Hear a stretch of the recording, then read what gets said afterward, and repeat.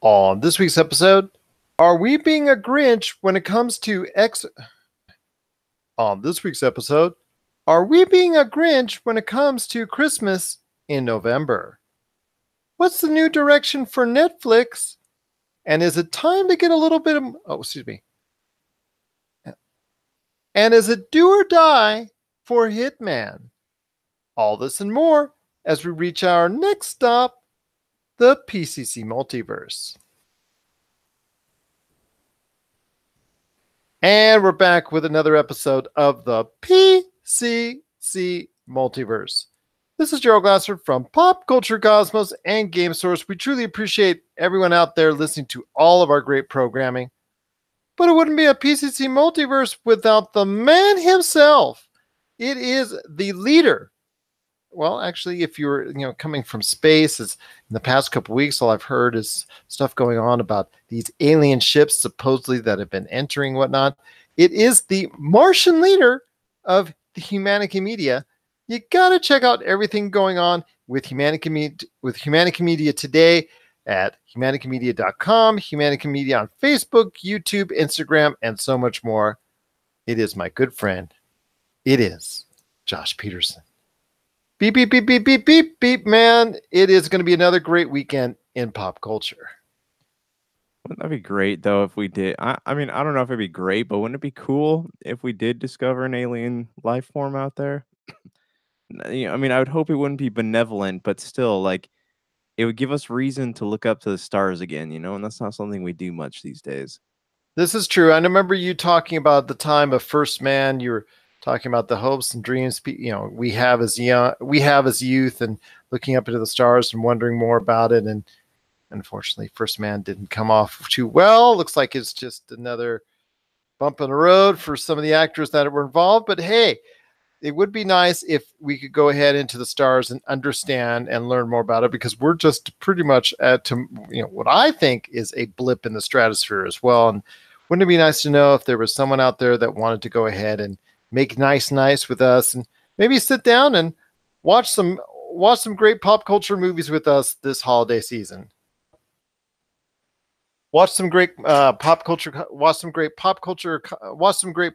movies this holiday season. Amen. Amen. I had the phone buzzing in the background.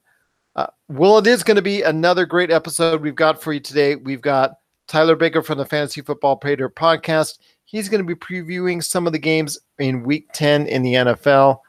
Also, as well, we've got Ben Arnault from the Smoking Hot Confessions podcast and SmokingHotConfessions.com. He is also going to be stopping by, talking a little bit about the wonders of pork and some ideas that you might want to take up if you are a pork lover or just someone who hasn't had pork in a while. Understand more about what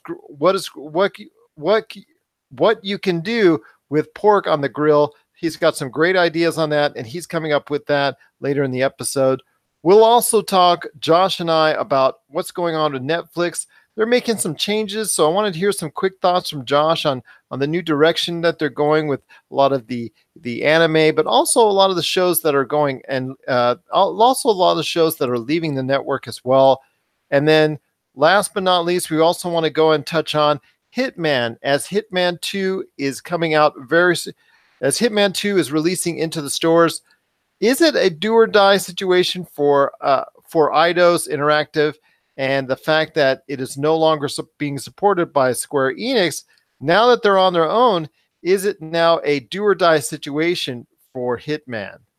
But first, Josh, it is going to be another great weekend in the movie theaters. We've got some contenders to see if they can battle Bohemian Rhapsody, including The Grinch, which should take the top prize this weekend at the box office.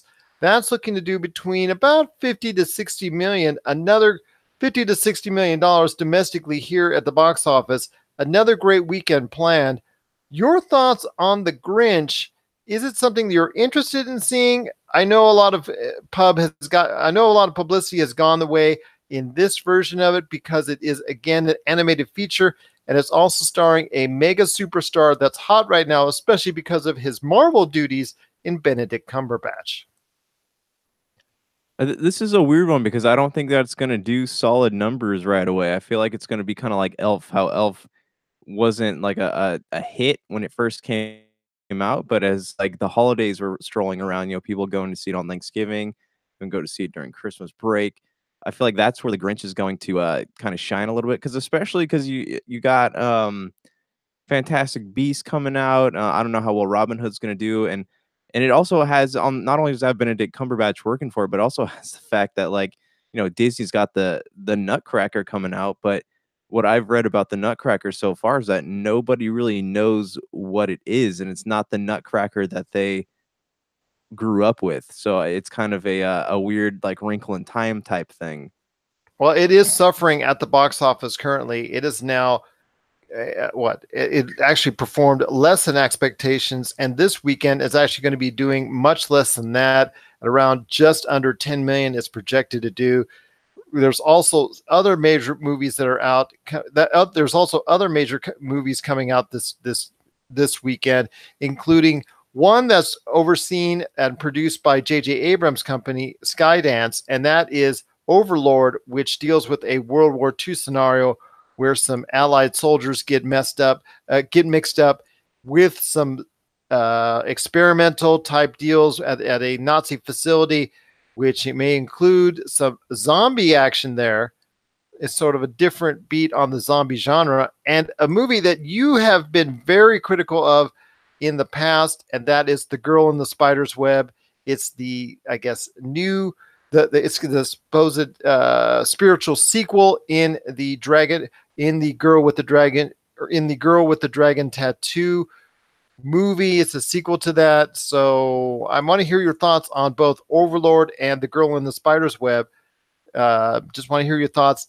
Do you think that either of those two are going to be able to stand out at the box office, or do you think both of them are just going to get sucked up and be forgotten about by the time the end of the year happens? I think that Overlord's gonna get some people to go see. It's gonna get the people who love the B grade horror movies and also fans of J.J. Abrams. But I gotta say, their marketing strategy with that trailer was probably one of the most clever things I've ever seen in my life. Because you sit down and you're watching this, like, oh, cool, it's gonna be another World War II flick, and it takes a 180 turn about halfway through the trailer, and it's not something you're like, oh, this looks stupid. You're like, wow, this looks kind of cool. I kind of want to watch it. So if people are like me and they want to go see Overlord just because of what it is, then I think it's going to do okay. I don't think it's going to do gangbusters, but I think it'll do all right. As for Girl with the Dragon Tattoo, they've done a terrible, I mean, tell me if I'm wrong or if you disagree, but Sony has done an absolutely horrendous job of marketing that film. Like a lot of people didn't even know that it was out. You see a few signs on like at bus stops and stuff like that, but I haven't seen any trailers. I go around the internet, haven't seen any like anything popping up online for it at all. It's kind of like ghosted its way into theaters. I've only seen a couple commercials come out for it. Claire Foy takes the role as the lead in this particular flick. It is something that you have said that you've been very unhappy with because it deviates from the source material. And I think that's something that maybe some others are saying as well. But it is projected to not do very well this weekend at the box office. And that's kind of disappointing for those, because for anyone who is a big fan of a girl with the dragon tattoo, because that did so well the first time around. This spiritual sequel does not look like it's going to have that same type of magic. Yeah, and that makes me sad too because it's such a big book franchise and they skipped so much, kind of like in the if the last Da Vinci Code film would have been The Lost Symbol and not Inferno, it would have done so much better in the box office because that is a truly great book and a truly demented antagonist. With this one, they skipped all of the stuff that develops Lisbeth Salander into the character that she becomes in the book that this movie is based on. I feel like they're kind of catering to a I don't know, this desire just to kind of it's like people don't have the patience for character development anymore, and they're kind of catering to this desire for like a the strong female characters. But she is a strong female character, and I think it would have given it that much more power if they had giving her the due that she deserves through the other two books. It is something that looks like it's going to disappoint at the box office. Overlord, it might have a future as a cult hit, but I don't think it's going to perform very well this weekend either at the box office. But what is expected to do well, like I said, about $50 to $60 million this weekend projected at the box office in the domestically, is The Grinch. And I'm telling you right now, a lot of people with that are trying to get back into the Christmas mode with that movie, of course. Also, as well, the Christmas music is coming about. Sirius XM has already kickstarted 2 channels, not one but 2 channels with holiday music already blasting 24/7. We've seen in department stores all across the United States since basically late September, Christmas stuff in the stores. And also, don't forget, we haven't even gotten to Thanksgiving, my friend, and we're just barely getting in right now, leaking ads for the Black Friday, which will be going more into detail here in the upcoming weeks, plus also as well our site, popculturecosmos.com as well. So I want to ask you, my friend, I'm kind of apprehensive about all this Christmas stuff coming out so soon. Does that make me a Grinch as well, or are you concerned that Christmas seems to come a little bit too early, and by the time actually December 25 rolls around, people like you and I are going to be really burnt out? Real quick, side note: did you see the outfit Ezra Miller wore to the Fantastic Beast premiere? No, I did not get a chance to. It looks like he's wearing the. It's a dress that he's wearing a dress, but it looks like the stuff that you pack into boxes. Like if he like Bubble wrap? it looks like bubble, like the long thin package bubbles. The longer ones. It's I don't know. Check it out if you get a chance. But anyways, it's It confusing. could have been worse. It could have been worse. It could have been popcorn. Yeah, that's true. I mean, it's not even the thing that like he's gender fluid or whatever. It's just it looks weird. Like if you poked it, like it would pop. But anyways, no, I don't think that during. Sorry, that was a total side tangent. But I don't think that will we be burnt out of Christmas stuff. I don't know because honestly, like last year, there wasn't a lot of Christmas movies out. There hasn't been a long time many good Christmas movies out there. We have enough. Netflix has given us enough to kind of hold us over for stuff like that. But like, I I don't plan on going to see the Nutcracker or the Grinch. So personally, I won't be burnt out on it. But it's just nice this year that there are Christmas themed things for people to go see, because it seemed like for a long time the Christmas genre of film was dying, except for like the Hallmark stuff and the straight to DVD or Netflix stuff. Or unless it had to be like something crazy where they're going all out. Like, what was the movie a couple years ago with Anthony Mackie and Seth Rogen?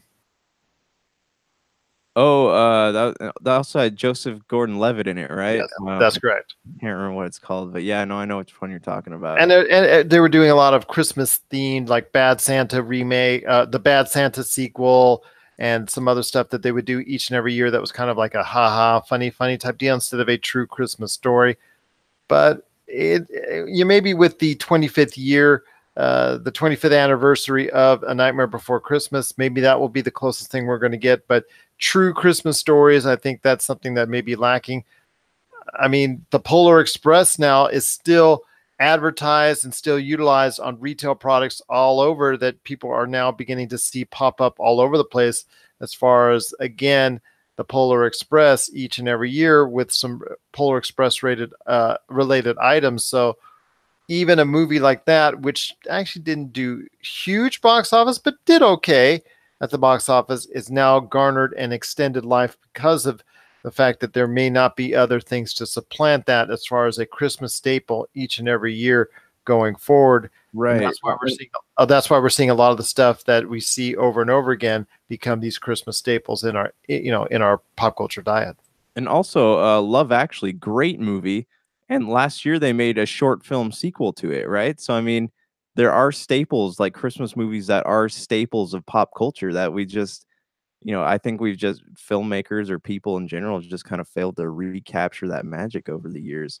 What you could say, Scrooged, The Holiday, those movies always seem to pop up during the holidays.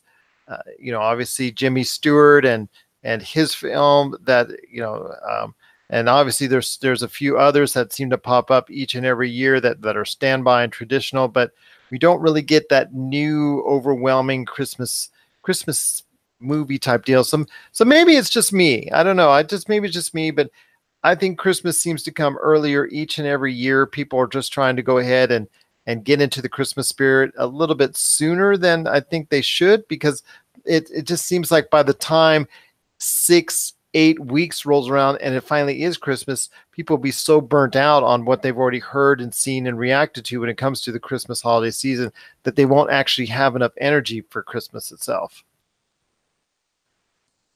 Oh, I agree. But we'll see. Because honestly, like, maybe it's just because I'm getting older, but Christmas is just kind of the novelty of Christmas has been fading for me for a long time now. So, maybe I need to get back into the spirit somehow to truly experience what it is, you're describing. And I feel it a little bit, but it's I've just been so busy to kind of see anything Christmassy recently.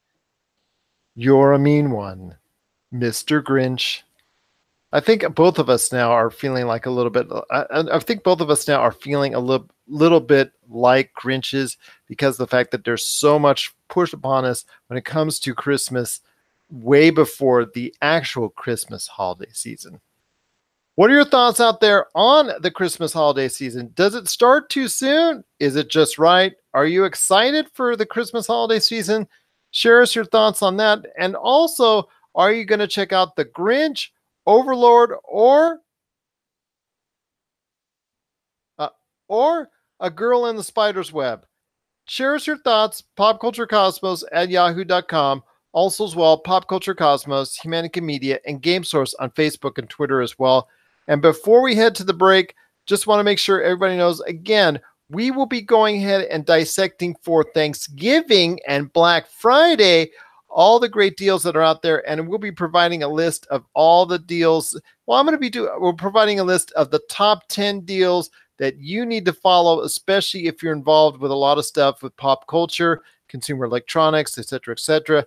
We'll be sharing our thoughts on the best deals we think you got to go after this Black Friday season. That'll be coming up here soon on our home site, popculturecosmos.com, where you can also check out right now the top 200 video games of all time as voted upon by you, the followers and listeners and viewers out there. So we truly appreciate you checking that out. Also as well, on December 15th at our good friends at Retro City Games, there's going to be a major charity event that Pop Culture Cosmos, Retro City Games, and Mario Party Wars and Go Brothers Gaming are going to be all getting together and formulating as far as a great game night to benefit charities such as 3 Square, the UMC Children's Hospital, and also the Make-A-Wish Foundation.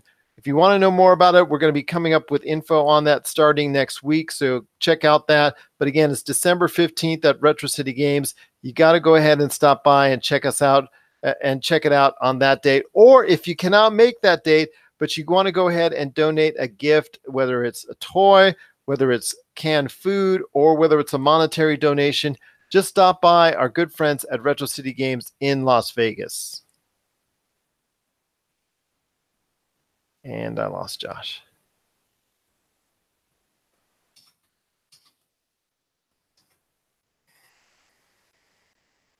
There you are. Sorry, man. Somehow my browser crashed. All right, we're good though. You keep going. Okay. Coming up next, we've got Tyler Baker from the Fantasy Football Pater podcast. He's going to be previewing Week 10 in the NFL. And just before Ben Arnault hits on our show, just before Ben Arnault from the Smoking Hot Confessions podcast stops by on our show, Josh and I will be back to talk a little bit about Netflix and their plans.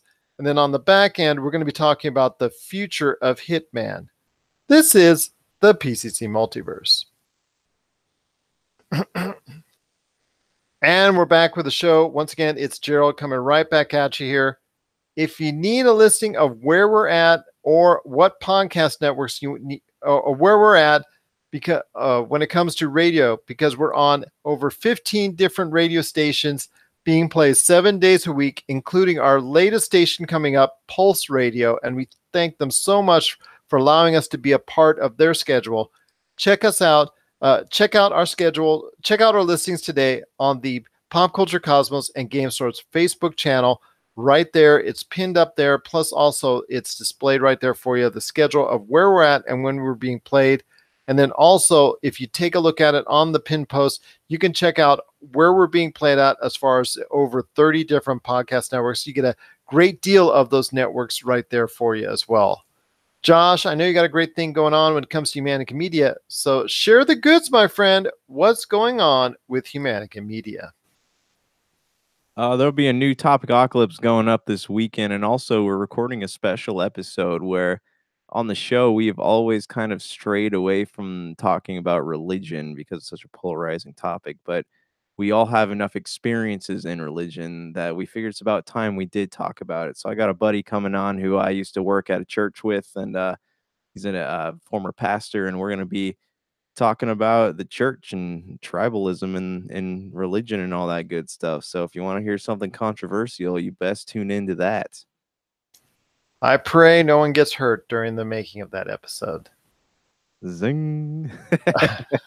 That is going to be on the Humanica Media channels, and also as well the Humanica Media Network, available on Podbean, YouTube, and Apple Podcasts.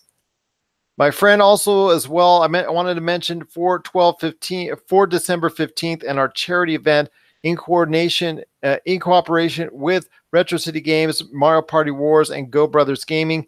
We have some special guests that are also going to be there, and not just a whole bunch of great things going on because it's game night. We have a major tournament coming up then involving Fortnite, also the latest Super Smash Bros. Ultimate, and Call of Duty Black Ops 4, but there'll be some great music as well. Yeah, that's right. We'll be joined by Hyperschmidt and True Dye. They're going to be playing together. So if you're out in the Vegas area and you're a fan, you should definitely come by and check that out. They'll be, I don't know what time they're going on yet, but we'll have more information on that soon. And I don't know who else is playing, Gerald. There also will be, scheduled to appear will be Chris Valenta, who does a great job with some heavy metal video game themes with his own version of it. He just plays a mean load of guitar on it, and you'll be able to check out his thoughts. He's going to be his music there. He's going to be doing some sets while he's there, doing some great video game covers. And we're hoping to get our good friend Plasma Z. He's hoping he's going to make it. We'll see if that's the case. But right now, he is scheduled to be there as well, playing his awesome set, including some of the great songs that you often have heard on our Pop Culture Cosmos and PCC Multiverse shows. My friend, Netflix is making some changes. I wanted to hear your thoughts real quickly on it. Not only are they adding more anime and also animated programs, but they seem to be getting rid of a lot of shows or a lot of programs that are not fully produced and paid for by them, including, as you know, some of the Marvel stuff that they've actually let go recently, but a lot of other shows as well. Your thoughts on the changes to the Netflix medium? Is it something you're happy with? Is it something you're concerned about as a Netflix viewer? Or do you think it's going to lead to a lot of better programming and a lot of better choices for you down the road? It's not. I mean, I'm not happy about them cutting loose some of the Marvel properties, and I'm looking at it right now, and I don't think we're gonna get another season of Daredevil as much as I like that show. We're due for another cancellation announcement. I think Jessica Jones will be next, but I get it. I get it from a business standpoint. I get it. They don't want to be tied to anything that's going to. They want to build. They're building, so they don't want to have to, like, halfway through through construction of whatever franchise they're working on, have to pull the plug. After wasting all that money. So I get it from a business standpoint.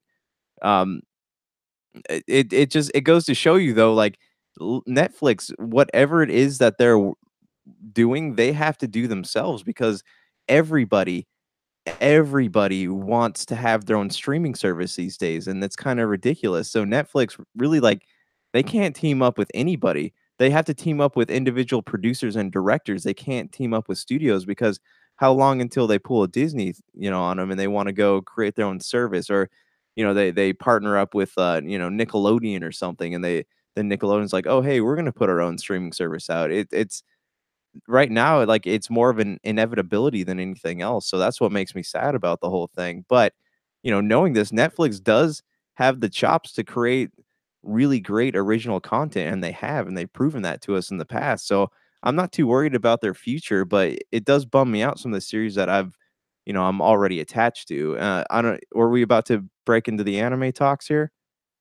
Well, like I said earlier, they're adding what, six more animated programs to their lineup, and they're already a very animated heavy. Well, actually, even more so than what FX does, a very animated heavy and reliant network. And they're adding six more animated shows, so they obviously are aware of what drives their business. But will it come to the point where some of these animated shows are going to get left behind in the dust? Will they still Will they still give the same kind of love to each of those shows? And more importantly, are they just going to go ahead in the future and as far as a cost cutting measure, because they've been spending a lot of money, and even though their viewership base is really high, not being able to support the amount of money that they need to go ahead and pay off all that content. Do you think it's a wise decision to go ahead and continue on expanding on the animated front with all the different shows that they've got coming between the animes, the new seasons of what they're doing already, and also the new animated programs they've got on the way? Yeah, I think so, because Funimation's canceling their not canceling, but their contract with Crunchyroll's expiring. Um, the Funimation app is pretty costly per month, but Netflix has some good stuff on there. So right now, Netflix and Funimation are really the only, or I don't know if Bandai does anymore, but they're kind of the two big distributors of dubbed anime these days. So I feel like that what they're doing is good. They need to be consistent with their series, but a lot of their series that are on, like, there's a lot of love for them. It's not like they're not putting out things that people hate. You have like Jin and Knights of Sidonia, stuff like that. Like, these are all series that have kind of been laying dormant for a while, but there's a lot of love for it, especially since Funimation is losing a lot of their contract rights. This is kind of the chance for Netflix to come in and swoop some of that stuff up, if you know what I mean. And no, I thoroughly enjoy some of their original anime programming, and Netflix is a good platform for that because you don't people remember back in the day, like, people would want to watch anime and they'd have to go to like these specialty stores and spend, 30-40 dollars for something that had what, 3 episodes on it. Netflix, you can stream this stuff. You don't have to go to specialty stores. You don't have to go online. You don't have to go to those Japanese stores to and try to translate them yourself. You can literally just watch them, and it's only a matter of time before it comes out. So you have Netflix and Funimation, so all the anime is narrowed down to those two places, and I think that's kind of the right way to go about it. And it's definitely cheaper if you're a budget anime watcher. I used to have to go to those stores back in the day during the 90s to go get my weekly fix for All Japan or New Japan Pro Wrestling. So I remember that quite fondly as far as having to buy the videotapes and whatnot. But yeah, it's definitely a whole different story. I do like the fact that not only a Altered Carbon series animated feature is coming, or animated series is coming to the network, but also Pacific Rim will still be revived in some form or fashion after the failure that was Pacific Rim Uprising. It will still come to Netflix in the form of an anime shows, and I think that's actually going to be a wise choice as well. So I'm definitely looking forward to some of the options there that make it to both you and I more appealing, and for them, because they're going to be the majority of it, or if not all of it, owned and operated and paid for by Netflix. That seems to be something that they're targeting, because I guess in the long run, it pays out more to them when people watch it and whatnot, as opposed to the stuff that they share. So you're going to be seeing more and more of a transition to in-house projects that are done solely by Netflix, and less of the shared type of opportunities that they've been doing so far, and that have helped them get to where they're at. but also have helped get that large amount of debt that they have and that they need to get rid of. And these are one of the ways that they're going to go ahead and do that while still trying to maintain a large variety of shows coming into the network and being available for the consumers as well. Right, right. They have. I just like there's variety. You don't have to watch anime, but you do have these series like Castlevania coming on there, and Pacific Rim's coming out. Like you have options, and anime's kind of a good medium to tell stories that you wouldn't be able to tell otherwise, and it's cheaper too. Than having to put all the real life stuff into works. Like Castlevania is a living proof of that. That was an excellent show, and it's people are clamoring for more. So there are great storytelling opportunities in anime, and I like that Netflix is willing to explore them. What are your thoughts out there on Netflix's changes, not only with the animated features, but their original features and original series as well? Are you happy with the direction that they're going in, or are you concerned because a lot of favorite projects have been cut by Netflix in favor of this new direction for the network? Share us your thoughts, popculturecosmos at yahoo.com. Also as well, Pop Culture Cosmos, Humanica Media, Game Source, and Humanica Media and Game Source on Facebook, Twitter, and Instagram as well. Well, coming up next, Ben Arnault is stopping by from the Smoking Hot Confessions podcast and SmokingHotConfessions.com. He's going to tell us about the wonders of grilling pork and why you may be missing out on some great pork action. And after that, we're going to be talking about the future of Hitman. With Hitman 2 being out in stores right now, is it do or die for Hitman? We'll let you know coming up right after the break. This is the PCC Multiverse. We'll let you know our thoughts coming up right after the break. We'll let you know our thoughts coming up at the back end of the show. This is the PCC Multiverse. And we're back to close out the show. Want to thank Tyler Baker from the Fantasy Football Patriot podcast, and also as well Ben Arnault from the Smoking Hot Confessions podcast for joining us on today's program. Josh, before we head on out, Hitman 2 has reached store shelves. This is a game that is now being solely produced and developed by Eidos Interactive, which, as we've talked about before, is now free and broken away from Square Enix, which, as you've read about as well recently, they've had their own money issues, when it comes to Final Fantasy projects and the like. But they're now doing this all on their own, and Hitman 2 is out. It's getting pretty good reviews, and it's something a lot of people are still interested in playing as far as a whole series is concerned. So I ask you, my friend, now that Eidos Interactive is pretty much on their own when it comes to producing games, as of this point, what is the future like for Hitman? Is it still something a lot of people are going to be interested in? And at this time, is it a do or die situation for the Hitman series? And because if it doesn't pay off, could this mean the end for Eidos Interactive? I don't know, man. Like I respect them a lot because imagine what the gaming landscape would be without Hitman. It's been such a flagship series for so long, and I'm glad it's still around. I don't think that the partnership with Square Enix was really beneficial for them because Square Enix has this obsession. I don't know if you've noticed this. I have with episodic storytelling, right? Which clearly is not working out for them. Makes me sad. I was actually kind of looking forward to that, the closing chapters of the Final Fantasy 15 DLC. But I digress. Hitman, it's a franchise that people love, and it kind of fills the void that was left by, Splinter Cell, Metal Gear Solid, Siphon Filter, games like that.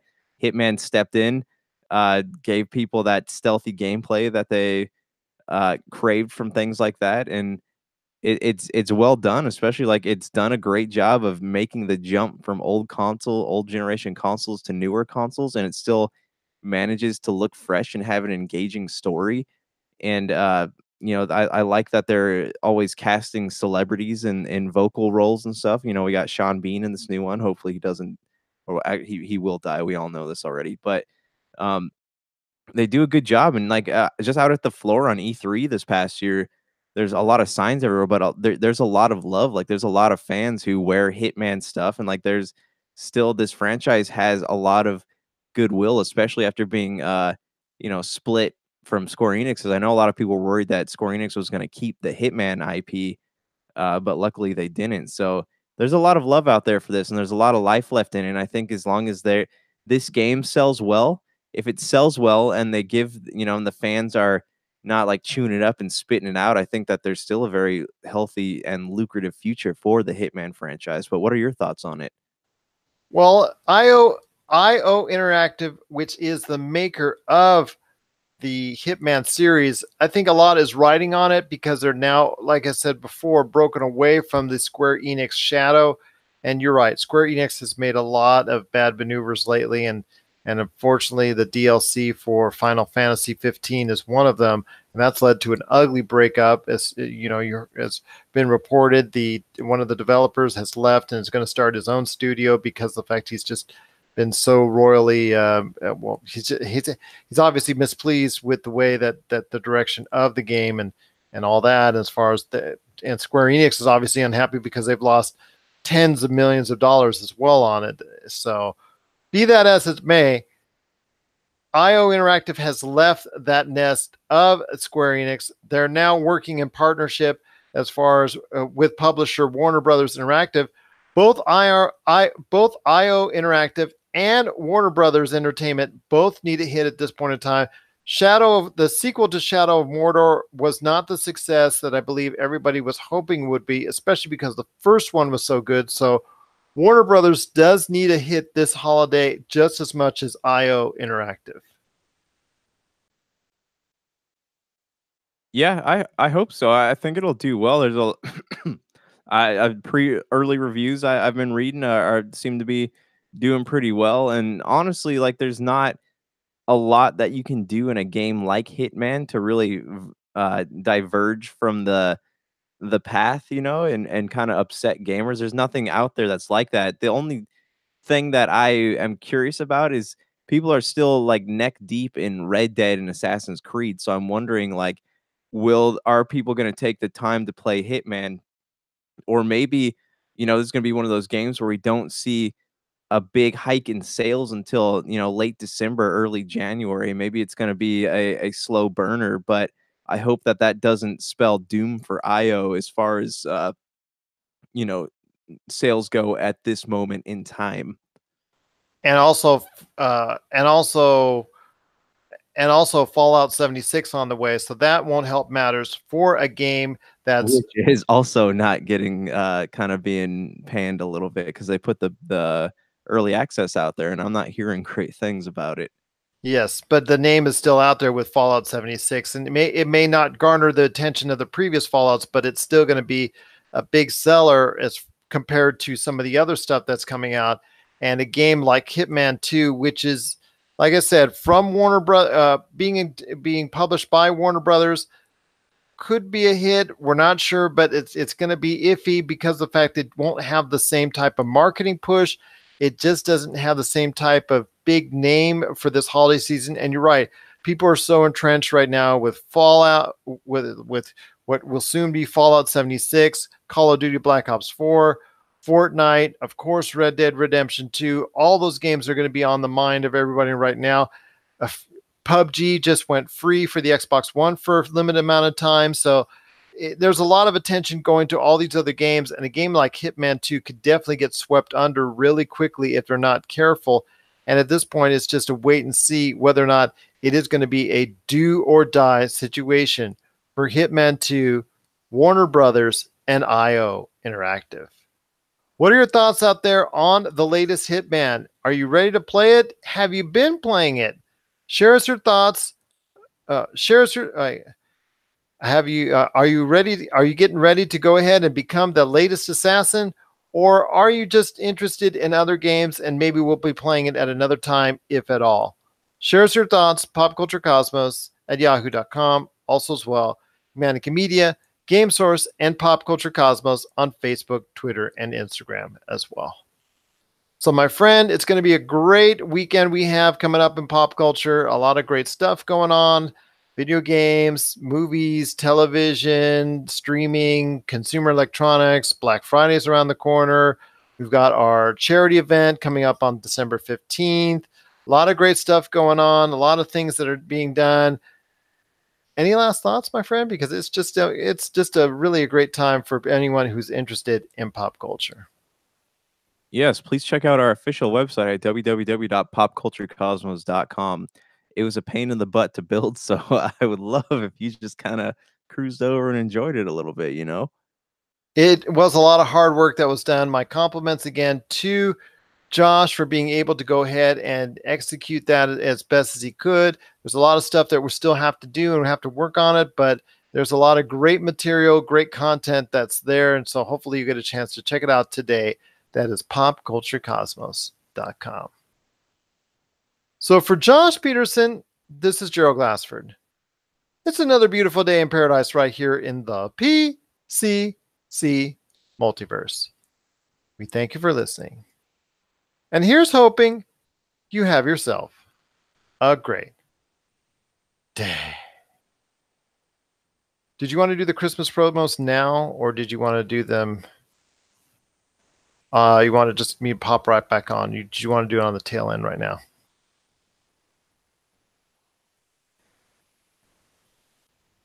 Still there?